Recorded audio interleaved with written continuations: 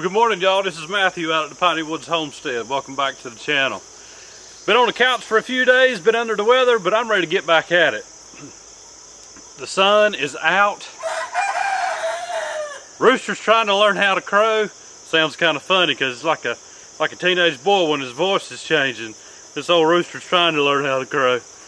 But he's gonna be my mascot today as I get out here working on this new shed roof. That's the plan, to get this thing up. Work at kind of a slow pace, take my time, drink plenty of water. It's nice fall weather. But guys, it's just nice out here in the heart of the Uari Mountains this morning. Listen to this old rooster try to crow. So let's see what we can get done today. Appreciate y'all sticking around. Now y'all, to start off with, I gotta dig 2 holes. I could have hooked to the 3-point attachment that my dad sent over to dig post holes with when we were doing Rosie's lot back there. But I've only got 2 holes to dig this morning, and I didn't really feel like going through the trouble of hooking that implement up. So we're just going to use the old-fashioned post hole diggers and get these 2 holes knocked out real quick.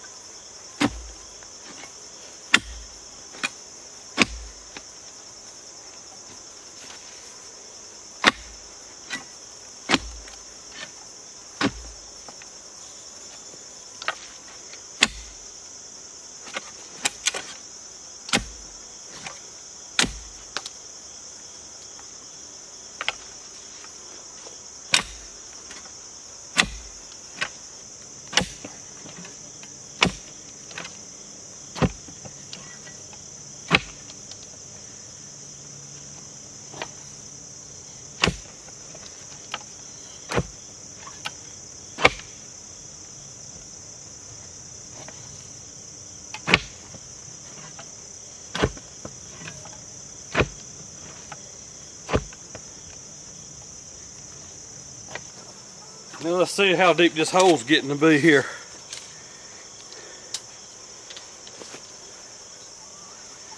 "24 inches. Now y'all, my hole's down to about 24 inches. I'll clean that out just a little bit, but that's basically where I want this. If we were putting up a structure that had a lot of weight on it, I'd go on 3 foot in the ground. Or if I was putting up fence posts for livestock for a fence, we'd be 3 foot in the ground minimum. But for this, 2 foot's gonna work just fine. Now if you remember, this building back here is 62.5 inches wide. So I need for my posts, once they go up, to be 62.5 inches wide so we can stay relatively square off the front of this building. I just measured from my stop to the first hole that I just dug, and I'm 61.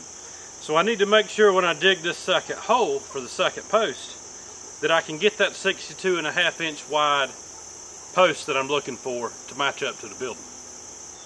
Alright, we should be about right here.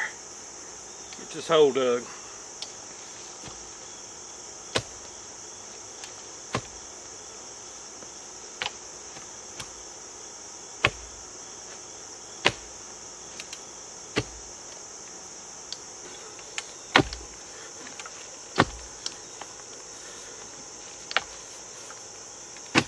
Oops. Stay on track.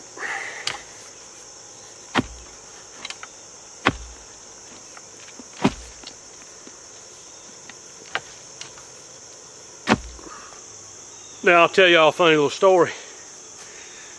When I was a young boy, actually all 3 of us boys in a family, Dad at one time ran a septic tank pumping truck. And he would carry us to every job in the summer when we were out of school. And he'd give us, I think it was $3, might have been $5, for every septic tank that we could uncover with a shovel. Some of those septic tanks back then, y'all, we're talking 30 plus years ago, We're 2 and 3 foot in the ground. And so what might have sounded like good money for, I don't know, 7, 8, 9, 10-year-old boys, it really probably wasn't that good of money. So I think Daddy probably come out to the good on that deal.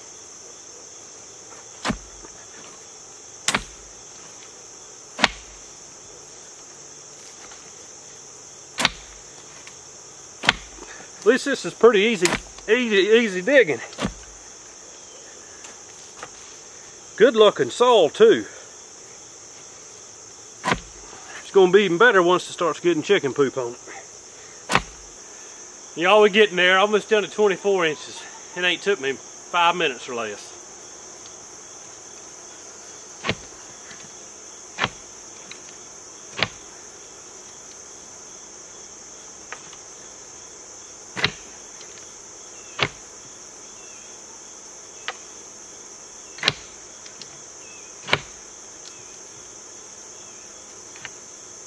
Now y'all, if I had $5 for every fence hole I've dug in my life, I might be sitting on a pretty good lump sum of change.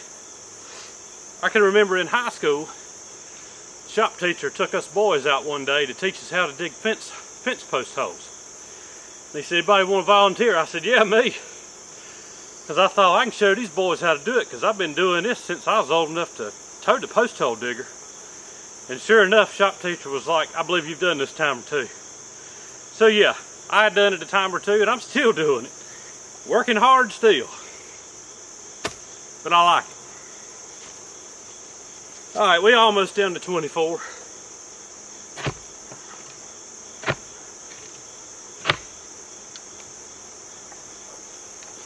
And I believe we are there. Now y'all, believe it or not, it was just over a foot of topsoil digging these holes. A lot of people say there ain't no topsoil left anywhere. Well, there is. It just depends on where you're at. If you're talking about fields that have been plowed for, 150, 200 years, yeah, there's probably not going to be much topsoil, if any. But we're in a piece of woods here that hasn't been timbered in over 50 years. And when it was timbered over 50 years ago, it was select cut. And I know this because I've got a neighbor that's pushing 80 years old, and he told me all about it. So it just goes to show you how well a forest can produce topsoil as time goes on. And every bit of that topsoil, more than likely, is just created from all the leaves, all the pine needles, every bit of organic material that falls and decomposes on the forest floor. And it leaves you with a really dense organic material. And we use a lot of that, skimming it up, to put inside of raised beds. It's one thing I think that gives us kind of an edge on growing vegetables, is all that good organic material.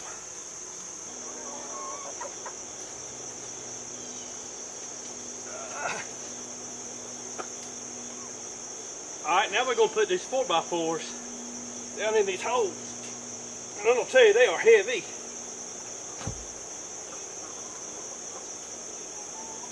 We'll grab us a level. Got a 4-foot level in the building. We'll level these things up and start packing dirt and jobbing it in the ground with a heavy piece of old metal axle I've got. We want to get them nice and stiff in the ground. Check, check. Now just a little bit of dirt at a time, a couple of inches. Then we'll job that down and get it good and packed real tight.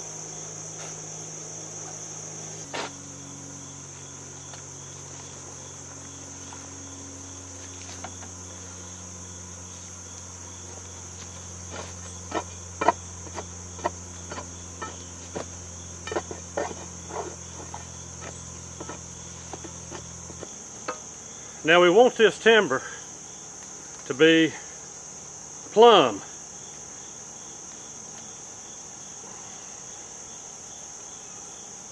As close to plumb as we can get, put it that way.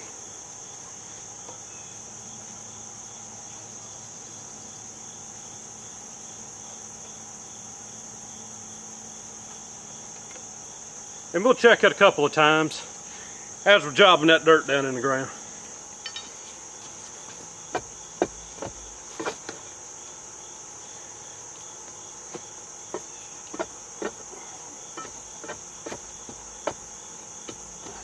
Now, the only drawback to not using that 3-point hitch auger is that instead of having a 6-inch auger hole, which is what's on that implement, I've got just under that. So a true 4x4 timber don't give me a whole lot of room, wiggle room, to job down in the ground.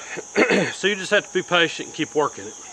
Now let me give y'all a quality tip here, because this is something I've done for a long time and I feel like I got a pretty good grasp on what I'm doing. When you go to backfill this timber, use the dirt that came out of the very bottom of the hole to start with when you're tamping around your post. That dirt is going to have the most qualities of less water absorption. It's a heavier clay, depending on where you live at anyhow. I'm in the Piedmont, North Carolina, and it's pretty much relatively the same in most of this area. Maybe different where you live at. But you want to start back with the tightest clay that you have and pack back around this post. It's going to help prevent rot and decay, and it's going to prevent that post from getting wobbly over time. When you get to this stage of filling in this hole, you're going to be tempted to stop. You're within a couple of inches of the top of that hole and you think, that's good enough, I don't need to pack no more. Don't do that. Go ahead and pack it all the way to the top of that hole. Any dirt that's left over, you can create a slight mound around your post. Help water run off. Alright, post number 2 is in the ground. Get the level on it. Get the eyeball on it. Make sure we're looking right before we start packing dirt. First thing I'm going to check is see how close we are to 62.5 inches.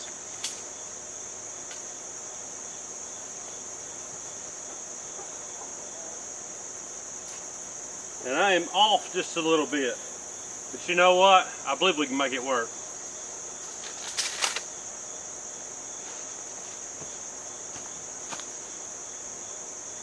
That looks about right with the building. So does that.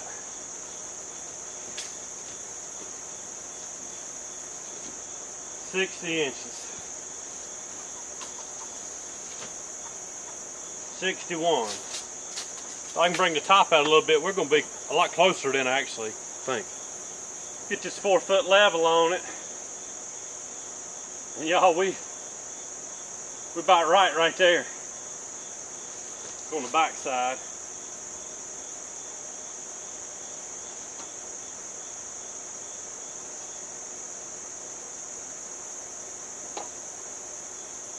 We're going to make this thing work, y'all. Now I'm going to go ahead and tell you, this post right here is about 1.5 inches, or just a hair over 1.5 inches, further away from the building than the first post I set. But like I said, I'm not shooting for perfect here, I'm shooting for close. Because that metal that I have is actually going to be about 6 foot 3 inches wide by the time I put it together. Because there's overlap. So I've got enough cushion here to make this thing work. Now y'all, I need to put a board from both sides of this building to the new post that I just installed. And the way I get level on that is I'll use a string level. We're going to tie it up to one side over here, and we want the string to be on top of this board right here, because that's going to show us level to where I need to install a board. Get the line level back on the string.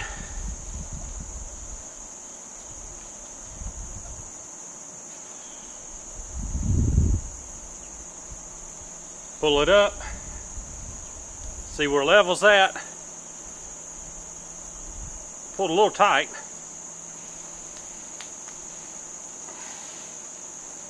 Wrap it around that post. Alright, now right here's another little trick. That extra hand, like I showed you on the egg nesting boxes. This time I've put it on the end of this board because I need it to line up and sit on that 2x4 that's up against the building. And that way I know that this board is flush with the top of that 2x4. Because that's where I got level from. And we'll put one screw in this end.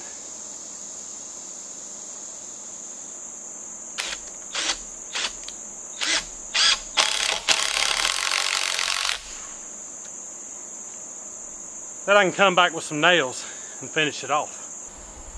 Alright y'all, all I'm doing over here is getting level again from the opposite side of this building.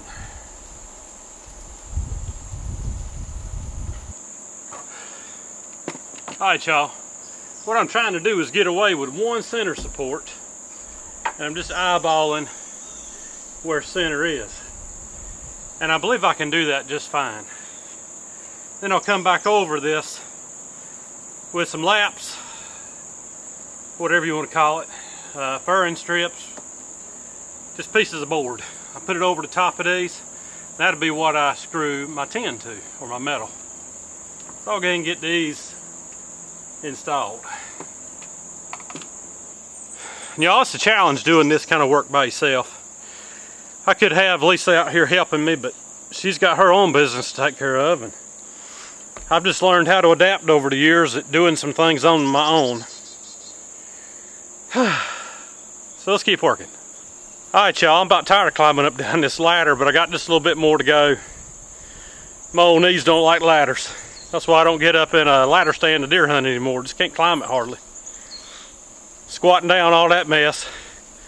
That stopped about 10 years ago. I still do it. You'll see me out here doing it, but I pay for it for several days afterwards. Let me finish wrapping this up, and hopefully we'll get some metal on here before I get war slap out. Alright, now I get all these boards screwed down to the top that my metal's going to go on. I'll come back and trim them off with the circular saw.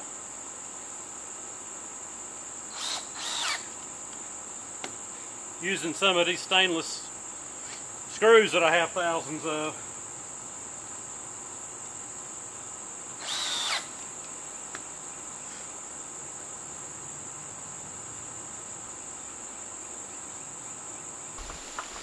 Switch over here because this board I'm putting up right now is just a little bit thicker than them other ones, and those stainless screws just ain't quite long enough to get a decent grab.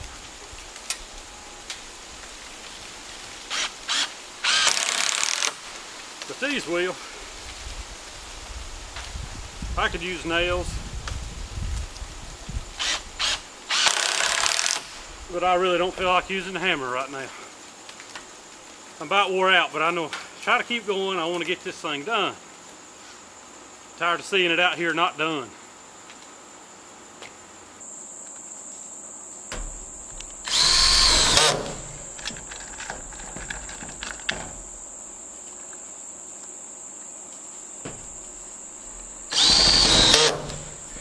When you're putting this metal on, you can set this dial, if you have a drill similar to this, to a specific setting that's not so tight that it won't completely flatten out the little washer that's on these self-tapping screws.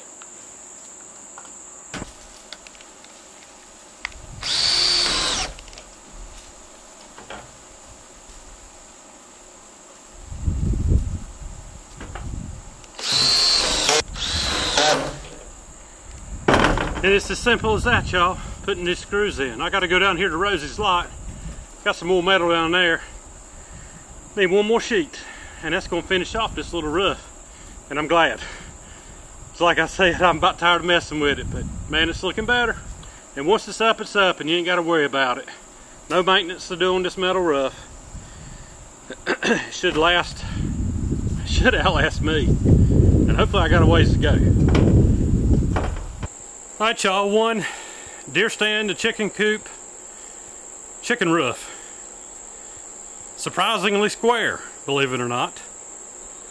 That shows you what I did on the underneath side. Run me a 2x4 lengthwise with the metal.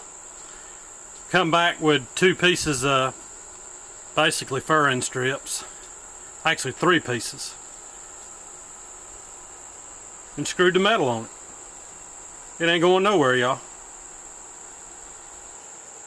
Alright y'all, right here on this side of the building, I'll have to build me a door that'll be attached to this post with a frame so that we can get in and out of here and easily clean this coop out. We'll be able to rake up any compost that they help make for us to put onto our compost pile for all the vegetables in the garden. But guys, I'm going to end it right here today. I've already been out here probably about 2 hours longer than I should have been. Lisa done got on to me for working too hard and needing to probably be on the couch. But I just can't stand it, y'all. I got to get out here and do a little something. And so, it's looking a whole lot better. I'm tickled this roof is on.